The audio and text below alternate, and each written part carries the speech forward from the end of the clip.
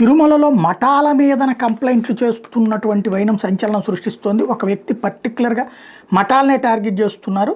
అందులో తిరుమలలో కర్ణాటకకి చెందిన బసవేశ్వర వీరశైవ విద్యా వార్ధక సంఘ్ మఠం శ్రీవారి ఆలయానికి మించి 18.5 మీటర్ల ఎత్తులో 5 అంతస్తులు భారీ కడ్డాలు చేస్తున్నారంటూ విమర్శలు చెలరేగినాయంట. శారదా మఠం అక్రమ కడ్డాల మీద కోర్టును ఆశ్రయించిన తిరుక్షేత్రాల రక్షణ సమితి అధ్యక్షుడు తుమ్మ ఓంకార్ సాధు పరిషత్కి చెందినటువంటి శ్రీనివాసానంద సరస్వతి శివానంద స్వాతితో కలిసి గత ఆదివారం ఆయన తిరుమలలోని వీరశైవ విద్యా వార్ధక సంఘ్ మఠం వద్దకు చేరుకుని కడ్డాలను పరిశీలించారు. తిరుమలలో భూ కబ్జాలు అక్రమ కట్టడాలు కళ్ళ ముందే కనిపిస్తున్న టీటీడీ అధికారులు ఎందుకు మౌనంగా ఉన్నారని ఆగ్రహం వ్యక్తం చేశారు.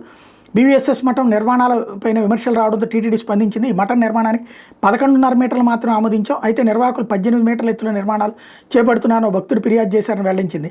దీంతో పంచాయతీ రెవెన్యూ కార్యాలయానికి చెందిన ఇంజనీర్ సర్వేయర్ గురువారం మఠ నిర్మాణాన్ని పరిశీలించారు. నిబంధనల ప్రకారం నిర్మాణం 11.5 మీటర్లు ఎత్తు ఉండాలి, అయితే 12.3 మీటర్లు ఉన్నట్టు గుర్తించాం.